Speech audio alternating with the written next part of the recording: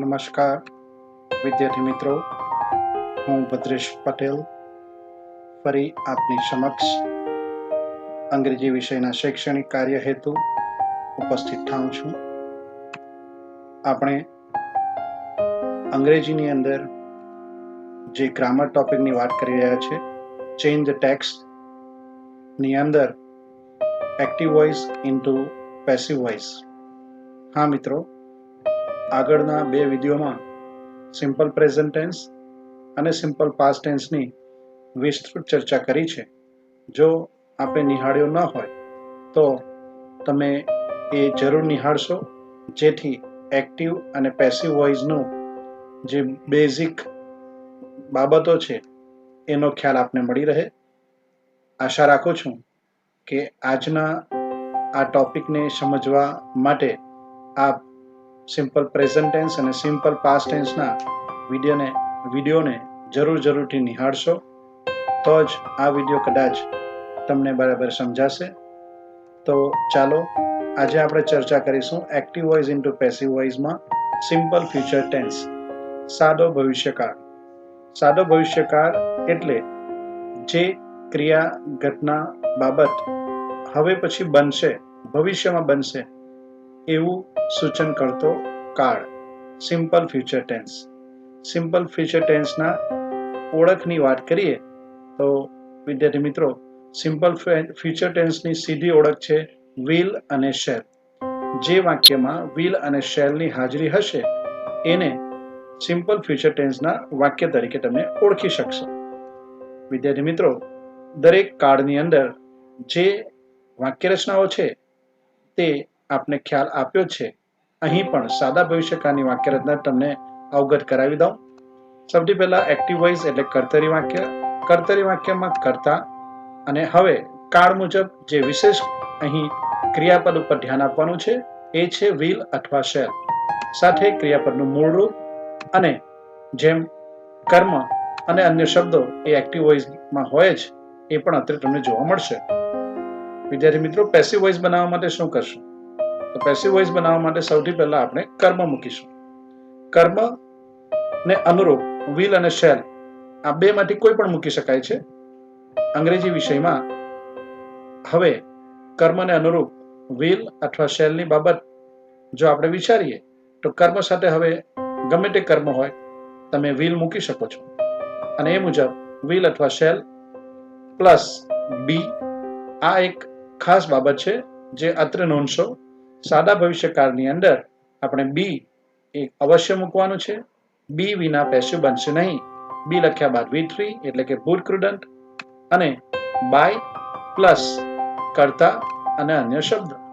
વિદ્યાર્થી મિત્રો, બરાબર નિહાળશો એક્ટિવ વોઇસની વાક્ય રચના અને પેસિવ વોઇસની વાક્ય રચના. ખાસ જણાવી દઉં, સિમ્પલ ફ્યુચર ટેન્સ એ બાળકોને અત્યંત સરળ, સહેલો, ઇઝી લાગે છે, કારણ સિમ્પલ ફ્યુચર ટેન્સની અંદર એની ઓળખ સરળ છે. વિલ અને શેલથી વાક્ય સ્પષ્ટ થઈ જાય છે કે ફ્યુચર ટેન્સનો છે, અને સિમ્પલ ફ્યુચર ટેન્સમાં આ સરળતાનો લાભ તમે પણ લેશો જ એવી આશા રાખું છું. અને અત્રે એક પછી એક વિવિધ ઉદાહરણો તમારી સમક્ષ પ્રસ્તુત કરું છું.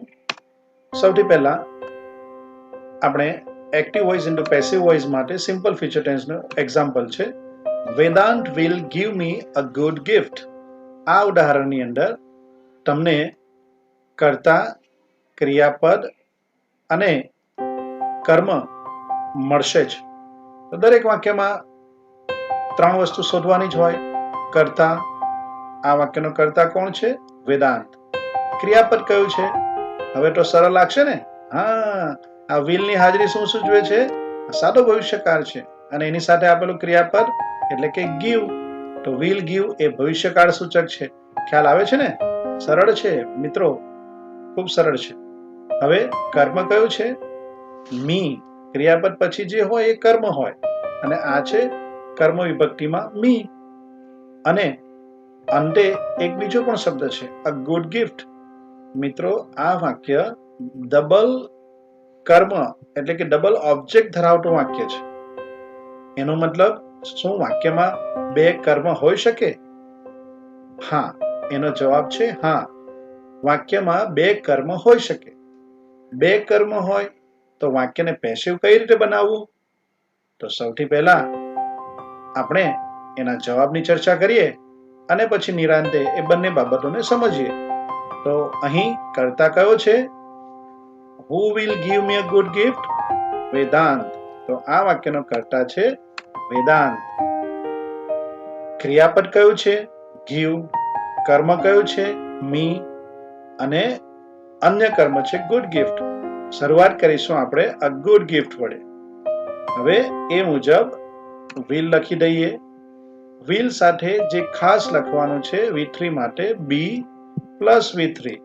A good gift will be given by, લખીએ પહેલા, કારણ કે આ વાક્ય બે કર્મ ધરાવે છે તો બંને કર્મને બાય લખતા પહેલા નોંધી લેવાના છે.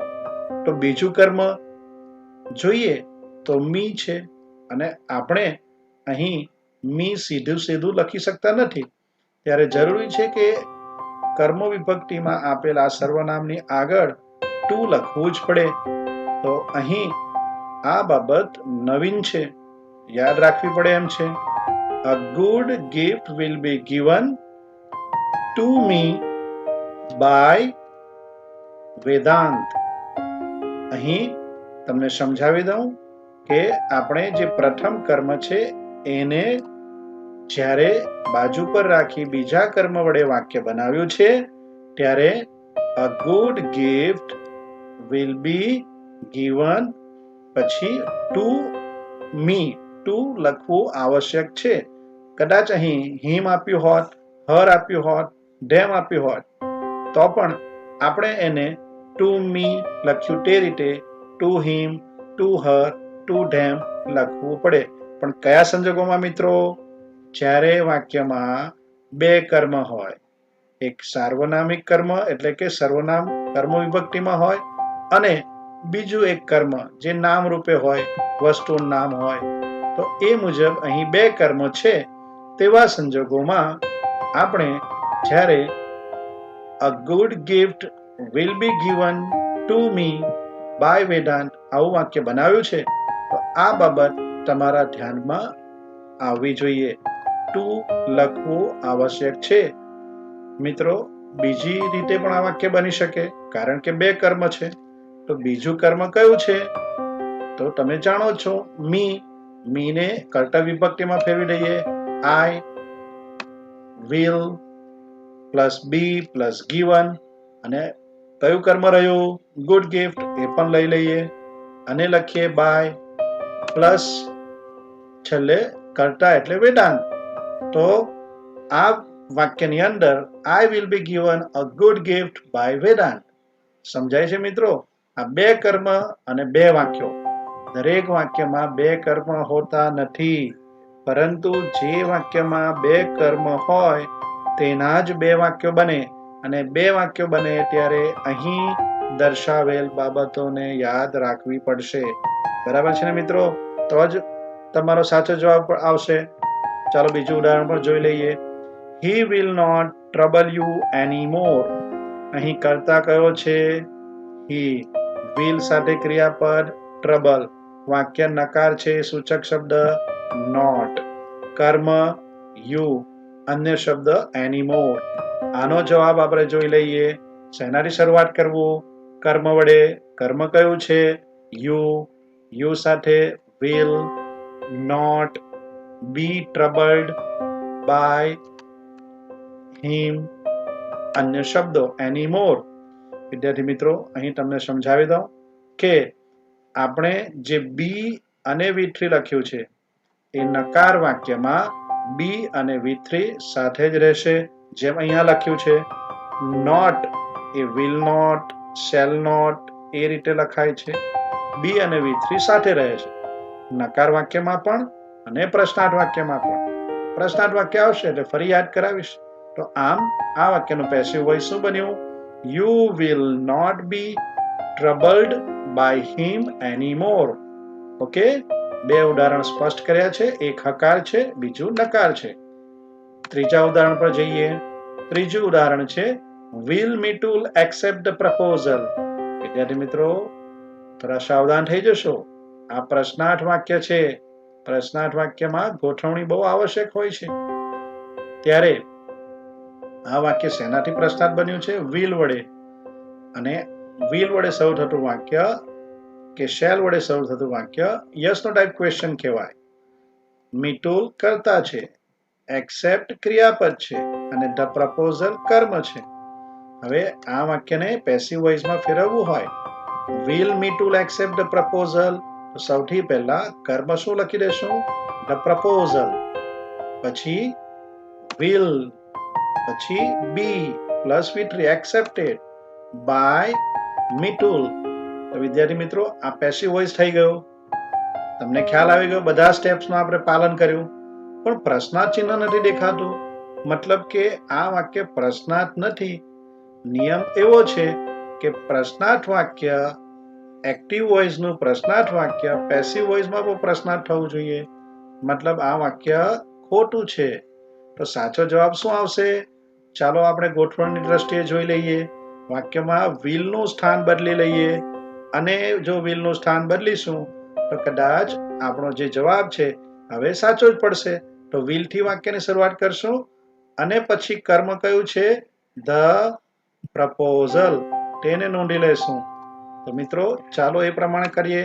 will the proposal be accepted by Mitul અને પ્રશ્નાર્થ ચિહ્ન. તો હવે થયું ને પ્રશ્નાર્થ વાક્યનું પ્રશ્નાર્થ પેસિવ. અને ખાસ યાદ રાખજો, બી સાથે V3 પાછળ જ જાય છે. બી અને V3 અલગ પડતા નથી. નકાર વાક્યમાં પણ આ સૂચના આપી હતી, પ્રશ્નાર્થમાં પણ આ સૂચના આપું છું. બરાબર યાદ રાખો છો ને? Very good. ચોથું ઉદાહરણ જોઈએ. એ પણ પ્રશ્નાર્થ વાક્ય જ છે અને એ પણ હાના પ્રકારનું છે. આ વાક્ય will થી શરૂ થયું હતું. ત્રીજું વાક્ય આ shall થી શરૂ થાય છે.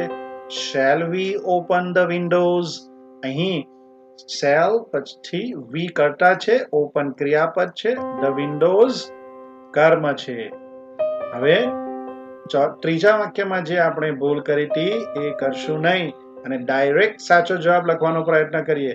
એટલે કે જવાબમાં ધ વિન્ડોઝ એક કર્મથી શરૂઆત ન કરીએ, એને અનુરૂપ will લઈ લઈએ.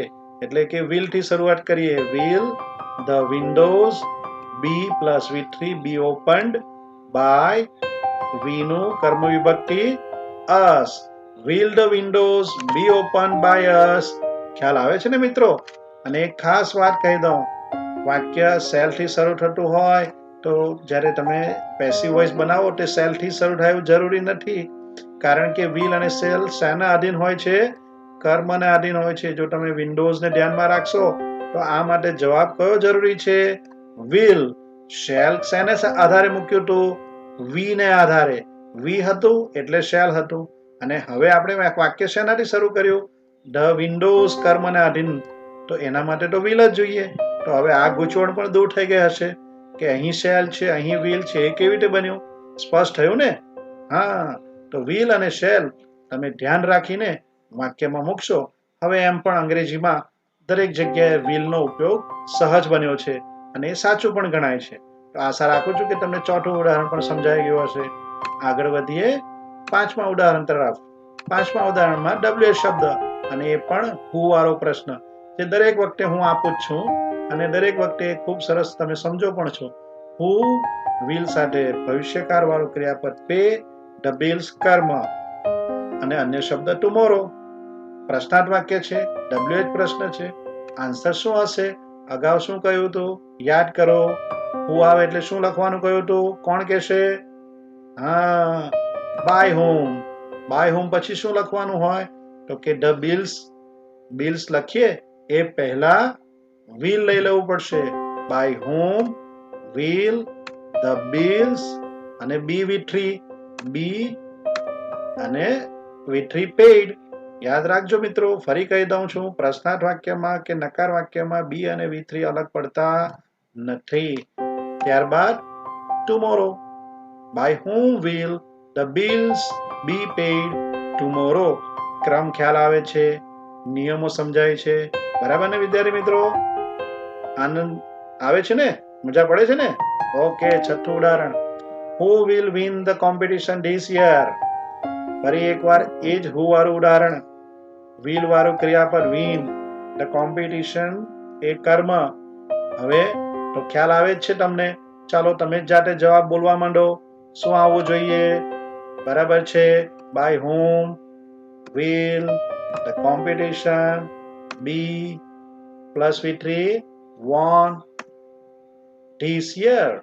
By whom will the competition be won this year? Very good મિત્રો. આ જ પ્રમાણે દરેક કાર્ડમાં ખૂબ સરસ ધ્યાન આપીને ભણશો. 7મા ઉદાહરણ તરફ આગળ વધીએ છીએ. 7મું ઉદાહરણ હાઉ મેની વાળું આપ્યું છે.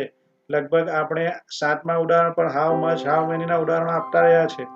હાઉ મેની સાથે એક ખાસ વાત કહી છે, કર્મ આગળ જ આપ્યું હોય, જેની સંખ્યા જાણવાની છે. પ્લેયર્સ એક કર્મ છે.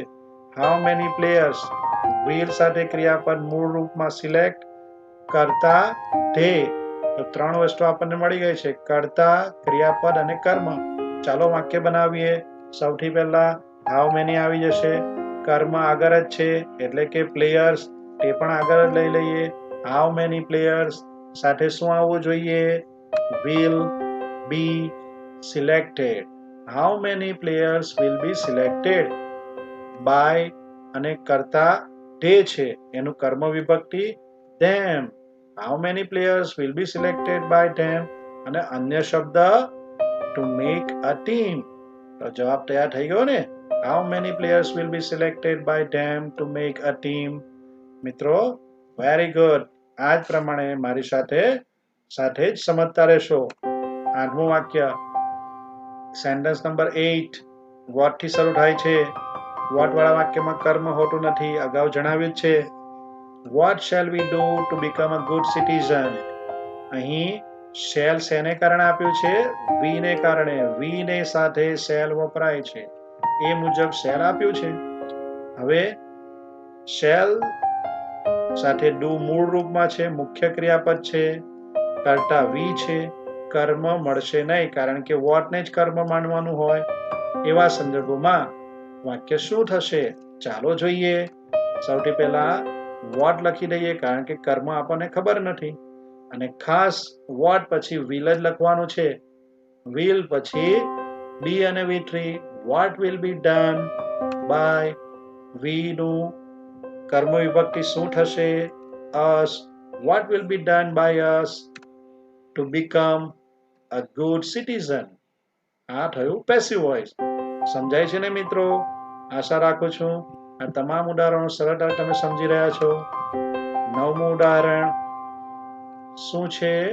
How will Jahnavi recite this poem? શેના વડે વાક્ય શરૂ થાય છે? હાઉ વડે. ક્રિયાપદ હવે શોધી શકો છો ને? will સાથે મૂળ રૂપ, રિસાઇટ કાવ્ય પઠન કરવું તે. જાહ્નવી કરતા છે, કર્મ છે ધીસ પોયમ. હવે વાક્યને અંદર WH પ્રશ્ન હોય, હાઉ વાળા વાક્યમાં હાઉ જેમ છે એમ લખી દેવું. એટલે કે હાઉ ધીસ પોયમ એની સાથે will આવશે, અને એ will પહેલા લખી લઈએ. હાઉ will ધીસ પોયમ, બી અને V3 લખી લઈએ. બી recited by જાહ્નવી અને પ્રશ્નાર્થ ચિહ્ન. આમ થયું 9મું ઉદાહરણ. એટલે કે એનું પણ પ્રશ્નાર્થ વાક્યનું પ્રશ્નાર્થ પેસિવ વોઇસ. ખ્યાલ આવ્યો? Very good. 10મું વાક્ય, when will your mother prepare sweets? અહીં સમય દર્શાવતો શબ્દ પ્રશ્ન છે. when ક્યારે. will સાથેનું ક્રિયાપદ prepare જે મૂળ રૂપમાં છે. કર્તા કયો છે? your mother. અને કર્મ sweets. ચાલો એનું પણ પેસિવ બનાવીએ. તૈયાર છો ને? when WH શબ્દ how, when, where જેમ છે એમ પહેલા લખી દો. હવે ગોઠવણી શરૂ કરો. સ્વીટ્સ છે એને પહેલા લખીશું નહીં, પહેલા લખીશું will. when will sweets અને બી અને V3. be prepared by your mother અને પ્રશ્નાર્થ ચિહ્ન. તો આમ આ છેલ્લું ઉદાહરણ જે સિમ્પલ ફ્યુચર ટેન્સ નું હતું, આપને ખ્યાલ આવી ગયો ને? when will sweets be prepared by your mother? Okay. Simple model auxiliaries ના એક્ટિવ માંથી પેસિવ ના વાક્ય પણ સમજી લઈએ. બંનેમાં ઘણી બધી સામ્યતા હોય એ ટોપિક પણ અહીં આપણે ચર્ચા કરી લઈએ છીએ. સૌથી પહેલા મોડલ ઓક્ઝિલરીઝ કોને કહેવાય? સાદા સહાયકારી ક્રિયાપદો કોને કહેવાય? મિત્રો, તમે સ્ક્રીન પર જોઈ શકો છો, આપણે મોડલ ઓક્ઝિલરીઝ માટે MA લખ્યું છે, જેને શોર્ટ ફોર્મમાં લખ્યું છે, અને તમે એને એ પ્રમાણે હવે સમજશો. તો મોડલ ઓક્ઝિલરીઝ કયા કયા છે? Can, could, may, might, would, should, must. આ છે મોડલ ઓક્ઝિલરીઝ. એના વડે એક ચોક્કસ અર્થ વાક્યને સૂચવાય છે. પરંતુ આપણે જ્યારે એક્ટિવ વોઇસમાંથી પેસિવ વોઇસમાં વાક્ય ફેરવીએ છીએ ત્યારે વાક્યમાં કેન આપ્યું હોય તો કેન વડે જ પેસિવ બનાવવાનું છે. કુડ આપ્યું હોય તો કુડ વડે. એટલે કે આવનાર ઉદાહરણોમાં હું આપને ફરી આ વાતની ચર્ચા કરતા સમજાવીશ કે આ વાક્ય કેનથી બન્યું છે એટલે એમાં કેન વાપર્યું છે. તો ચાલો સૌથી પહેલા એની વાક્ય રચનાઓ સમજી લઈએ. એક્ટિવ વોઇસમાં સૌથી પહેલા કર્તા આવે છે, તમે જાણો છો. અને અત્રે સિમ્પલ મોડલ ઓક્ઝિલરીઝમાં શું આવશે? તો મોડલ ઓક્ઝિલરીઝ આવશે, એટલે કે can, could, may, might, would, should, must. આ બધામાંથી કોઈ પણ એક. બરાબર છે ને?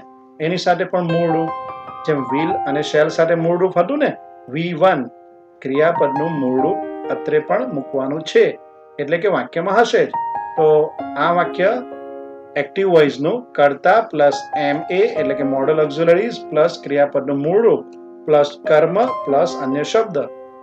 સિમ્પલ ફ્યુચર ટેન્સ સાથે ઘણી બધી સામ્યતા અહીં જોવા મળશે. મિત્રો, હવે પેસિવ વોઇસમાં પણ એવું જ છે. જુઓ, સૌથી પહેલા આપણે કર્મણી વાક્યને કર્મથી શરૂ કરીએ, અને મોડલ ઓક્ઝિલરીઝ જે આપ્યું હોય તે. કેન આપ્યું હોય તો કેન લખશો, કુડ આપ્યું હોય તો કુડ, મે હોય તો મે, માઇટ હોય તો માઇટ, અને MA અહીંયા આવશે, અને MA સાથે આવશે બી, જે સિમ્પલ ફ્યુચર ટેન્સમાં પણ હતું, પ્લસ V3 એટલે કે ભૂતકૃદંત, પ્લસ બાય, પ્લસ કર્તા, પ્લસ અન્ય શબ્દ. તો આ થઈ એની વાક્ય રચના. વાક્ય રચના સિમ્પલ ફ્યુચર ટેન્સ સાથે ઘણી મળતી આવે છે. સિમ્પલ મોડલ ઓક્ઝિલરીઝને પણ ઘણી ગ્રામર બુકમાં સિમ્પલ ફ્યુચર ટેન્સ સાથે સમજાવવામાં આવે છે, પરંતુ આપણે એને અલગ દર્શાવીને તમારી સરળતામાં વધારો કરવાની એક કોશિશ કરી છે. તો એમાં સૌથી પહેલું ઉદાહરણ જોઈ લઈએ આપણે. We should grow more trees. મિત્રો, અહીં શેલ કે વિલ નથી, તમે જોઈ શકો છો. અહીં વાપર્યું છે શુડ. વાક્ય શુડ થી બન્યું છે. કર્તા વી, શુડ સાથે ગ્રો એ ક્રિયાપદ છે, અને મોર ટ્રીઝ એ આપણું કર્મ છે. હવે મિત્રો, સિમ્પલ મોડલ ઓક્ઝિલરીઝના વાક્યો પેસિવ કઈ રીતે બને? તો જેમ સિમ્પલ ફ્યુચરના બન્યા. સૌથી પહેલા આપણે શું લખવાનું હોય? કર્મ. અને અહીં મોડલ ઓક્ઝિલરી કયું આપ્યું છે? શુડ. તો શુડ અહીં લખી દઈએ, અને ખાસ અહીં પણ બી લખવાનું છે. જેમ વિલ બી, શેલ બી લખતા હતા તેમ અહીં આવશે શુડ બી, પ્લસ ગ્રોન એ V3, બાય અસ અને પૂર્ણ વિરામ, એટલે કે more trees should be grown by us. ખ્યાલ આવે છે ને મિત્રો? More trees should be grown by us, એની અંદર બી સાથે V3 મૂક્યું છે. બરાબર સમજાય છે ને? જેમ સિમ્પલ ફ્યુચર ટેન્સમાં મૂક્યું હતું. બીજું ઉદાહરણ, Reena can draw a picture of a bird. મિત્રો, અહીં કયું મોડલ ઓક્ઝિલરીઝ છે? કેન. એની સાથે મૂળરૂપ ડ્રો, કર્તા રીના, કર્મ અ પિક્ચર એકલું નહીં. ઓફ જ્યારે આપ્યું હોય તો એની સાથે બીજો જે શબ્દ આપ્યો હોય એ પણ કર્મનો જ ભાગરૂપે હોય. અ પિક્ચર ઓફ અ બર્ડ, આ સમગ્ર કર્મ છે. હવે જવાબ બનાવવા માટે તૈયાર છો ને? પેસિવ વોઇસ બનાવો. સૌથી પહેલા શું લખીશું? અ picture of a bird can be drone. સમજાય છે? કેન, બી અને V3. આમ can be drone. A picture of a bird can be drawn by Reena અને ફૂલ સ્ટોપ. એટલે કે આ પેસિવ વોઇસ તૈયાર. A picture of a bird can be drawn by Reena. મિત્રો, શુડ વાળા વાક્યમાં શુડ લખ્યું, કેન વાળા વાક્યમાં કેન લખ્યું. ચાલો ત્રીજું ઉદાહરણ જોઈએ. ત્રીજું ઉદાહરણ શેનું ઉદાહરણ છે? Mohan could not complete the project. ત્રીજા ઉદાહરણમાં નકાર વાક્ય આપ્યું છે. નોટ થી ખબર પડશે ને? Very good. અહીં કુડ આપ્યું છે, અને એની સાથે મૂળરૂપ કમ્પ્લીટ. કરતા મોહન, ધ પ્રોજેક્ટ કર્મ. ચાલો પેસિવ બનાવીએ. સૌથી પહેલા શું લખીશું? કર્મ, ધ પ્રોજેક્ટ. વાક્યમાં શું આપ્યું છે? કુડ. કુડ વડે વાક્ય બનાવીએ અને નોટ લખીએ. અને ખાસ મિત્રો, જેમ સિમ્પલ ફ્યુચર ટેન્સમાં સૂચન કર્યું હતું ને કે નકાર વાક્ય હોય, પ્રશ્નાર્થ વાક્ય હોય, બી અને V3 ને અલગ લખવાના નથી, એ સાથે જ રહેશે. એટલે કે the project could not be completed by Mohan. તો આ વાક્ય પૂર્ણ વિરામ સાથે પૂર્ણ થયું. The project could not be completed by Mohan. આ થયું નકાર વાક્ય. ચોથું ઉદાહરણ પણ નકાર છે. Students must not disturb the teachers. તમે ટીચર્સને ડિસ્ટર્બ કરો છો? ડિસ્ટર્બ ના કરવું, બરાબર ને? જ્યારે ભણવું હોય ત્યારે ડિસ્ટર્બ ના જ કરવું. Okay, students must not disturb the teachers. અહીં નકાર વાક્ય છે, એ પણ તમે નોંધી લીધું છે. મોડલ ઓક્ઝિલરી મસ્ટ આપ્યું છે.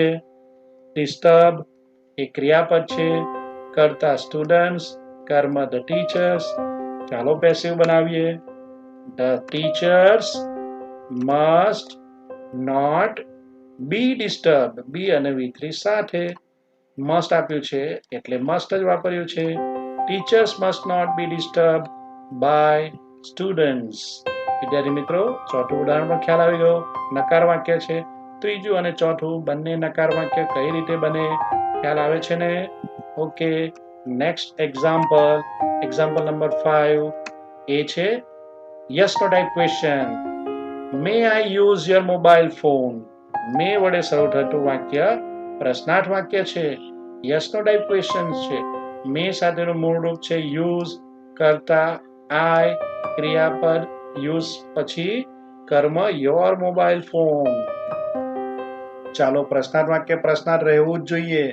એટલે બરાબર ધ્યાન રાખીને જુઓ કઈ રીતે પેસિવ બનાવું છું. મે આપ્યું છે, પ્રશ્ન રહેવો જોઈએ, તો મે થી શરૂ કરી દઈએ. મે યોર મોબાઈલ ફોન એ કર્મ છે. બી અને V3 સાથે. May your mobile phone be used by me, પ્રશ્નાર્થ ચિહ્ન. મિત્રો, અહીં જણાવી દઉં કે પ્રશ્નાર્થ વાક્ય મે થી શરૂ થયું છે અને પ્રશ્નાર્થ રાખવા માટે એને મે થી શરૂ કરીએ છીએ. પણ ખાસ ધ્યાન રાખશો, યોર મોબાઈલ ફોન એ કર્મને આપણે મે પછી લખી દીધું છે અને એ તો ધ્યાન રાખવાનું છે કે પ્રશ્નાર્થ વાક્યને આ રીતે ગોઠવવું પડે. પ્રશ્નાર્થ વાક્ય પ્રશ્નાર્થ જ રહેવું જોઈએ જ્યારે પેસિવ વોઇસમાં ફેરવાય ત્યારે. ચાલો છઠ્ઠા ઉદાહરણ તરફ. એ પણ યસ નો ટાઈપ ક્વેશ્ચન છે. સ્ટુડન્ટ થી શરૂ થતું પ્રશ્નાર્થ વાક્ય. વી કરતા હેલ્પ ક્રિયાપદ, ધ નીડી. નીડી એટલે જરૂરિયાતમંદ લોકો. તો આ વાક્યની અંદર shouldn't we help the needy. શું આપણે જરૂરિયાતમંદ લોકોને મદદ ન કરવી જોઈએ? કરવી જ જોઈએ. ઓકે, ચાલો આપણે વાક્ય પર ધ્યાન આપીએ. વાક્યમાં સ્ટુડન્ટ થી વાક્ય શરૂ થાય છે પ્રશ્નાર્થ વાક્ય, તો આપણે સ્ટુડન્ટ થી શરૂ કરીશું. એટલે કે સૌથી પહેલા લખી લઈએ સ્ટુડન્ટ અને પછી ધ નીડી. એટલે કે આ થયું આપણું કર્મ જે પ્રશ્નાર્થ વાક્યમાં સ્ટુડન્ટ પછી લખ્યું છે. સ્ટુડન્ટ ધ નીડી, બી અને V3 બી હેલ્પ્ડ બાય અસ અને પ્રશ્નાર્થ ચિહ્ન. જવાબ થયો student the needy be help by us. મિત્રો, ખ્યાલ આવ્યો ને? પાંચમા અને છઠ્ઠા ઉદાહરણમાં બંને યસ નો ટાઈપ ક્વેશ્ચન્સ છે. બરાબર ધ્યાન રાખશો. જે મોડલ ઓક્ઝિલરી વાક્યમાં આપ્યો હોય તે જ આપણે જવાબમાં લખીએ છીએ. મે આપ્યું ત્યાં મે લખ્યું, શુડ આપ્યું ત્યાં શુડ લખ્યું. ચાલો next example number 7. Would you carry my bag please. આ પણ વુડ થી શરૂ થતું પ્રશ્નાર્થ વાક્ય છે. યસ નો ટાઈપ ક્વેશ્ચન છે. વુડ સાથે મૂળ કેરી આપ્યું છે. યુ કરતા માય બેગ કર્મ. ચાલો આ વાક્યને પેસિવ બનાવીએ. શેનાથી શરૂ કરીશું? વુડ આપ્યું છે, વુડ થી શરૂ કરીએ. કર્મ આગળ લઈ આવીએ, માય બેગ. બી અને V3 લઈ લઈએ. Be plus carried plus by plus you અને અન્ય શબ્દ please. Would my bag be carried by you please. આમ થયું સાતમું ઉદાહરણ. આઠમા ઉદાહરણ પર જઈએ. 8. Who can count the stars? અહીં હુ વાળો પ્રશ્ન આપ્યો છે. હુ એટલે કોણ? કોણ તારાઓને ગણી શકે છે? આ પ્રશ્નમાં કેન નો ઉપયોગ થયો છે. કાઉન્ટ એટલે ગણતરી કરવી, અને અન્ય શબ્દ છે the stars. Who can count the stars? આ વાક્યમાં હુ વાળા વાક્યને અગાઉ સમજાવ્યું છે તેમ સૌથી પહેલા શું કરી દેવું? By home. વાક્યમાં કેન વાપર્યું છે તો કેન પહેલા લખી લઈએ. બાય હોમ કેન, કર્મ છે the stars. The stars be V3 એટલે કે બી કાઉન્ટેડ, અને પ્રશ્નાચિહ્ન ભૂલશો નહીં, એટલે કે by whom can the stars be counted. સમજાયું ને આ વાક્ય પણ? Very good, very good, keep it up. Next sentence, sentence number 9. What should we do to get good marks? આ તો તમારો પ્રશ્ન છે, એટલે કે સારા માર્ક્સ મેળવવા માટે આપણે શું કરવું જોઈએ? Vote should we do to get good marks? Should આપ્યું છે, ઓકે, કર્તા વી છે, મૂળ રૂપ ડુ છે, ક્રિયાપદનું મૂળ. વોટ આપે ત્યારે કર્મ ન હોય, વોટ વડે પ્રશ્ન હોય. ચાલો વોટ થી શરૂ કરીએ. વોટ, પછી શુડ લઈ લઈએ, અને બી અને V3 કર્મ આપ્યું નથી ને, એટલે શુડ પછી કોઈ કર્મ લખવાનું નથી. What should be done by us, અને અન્ય શબ્દ to get good marks. What should be done by us to get good marks? થઈ ગયું પેસિવ તૈયાર? સમજાયું ને? Good. Last example of this video, sentence number 10. How can you forget the rules of grammar? Grammar ભણવું હોય તો એના નિયમો કેવી રીતે ભૂલી શકો? ના ભૂલાય ને? હા, ચલો પ્રશ્નાર્થ વાક્ય છે હાઉ થી શરૂ થતું. હાઉ, મોડલ ઓક્સિલરી કેન, એની સાથે મૂળ રૂપ ફોરગેટ, કર્તા યુ, અને ધ રૂલ્સ ઓફ ગ્રામર. આ થયું સંપૂર્ણ કર્મ. તો મિત્રો, હવે આપણે શરૂઆત હાઉ વાળા વાક્યમાં હાઉ થી જ કરીએ છીએ. હવે કેન વાળું વાક્ય છે તો કેન જ લખી દઈએ ને શરૂઆતમાં. ગુડ. અને આગળ શું લઈ આવીશું? કર્મ, ધ રૂલ્સ ઓફ ગ્રામર. હવે લખીશું be plus forgotten plus by plus you, અને શું ના ભૂલવું? પ્રશ્નાર્થ ચિહ્ન. તો આમ થઈ ગયું 10મું વાક્ય. How can the rules of grammar be forgotten by you? Very good વિદ્યાર્થી મિત્રો, તમે ખૂબ સરસ ધ્યાન આપ્યું, બધા જ ઉદાહરણને સમજવાનો પ્રયત્ન કર્યો. ખૂબ ખૂબ સરસ. તો આપે સિમ્પલ ફ્યુચર અને સિમ્પલ મોડ્યુલ ઓક્સિલરી બંને ભણી લીધા ને? ગુડ. તો આ વિડીયો નિહાળવા બદલ આપનો આભાર. કેમ ભૂલી જવાય? આપનો ખૂબ ખૂબ આભાર. Thank you so much for watching this video. વિદ્યાર્થી મિત્રો, આપની સમક્ષ રજૂ કરેલ આ વિડીયો આપને ગમ્યો હશે એવી આશા રાખું છું. આપને આ વિડીયો ગમ્યો હોય તો મારી ચેનલને સબસ્ક્રાઈબ કરશો, તેમજ આ વિડીયો વધુમાં વધુ શેર કરશો અને લાઈક કરશો. ફરી એકવાર આપનો ખૂબ ખૂબ આભાર. જય હિન્દ, જય ભારત.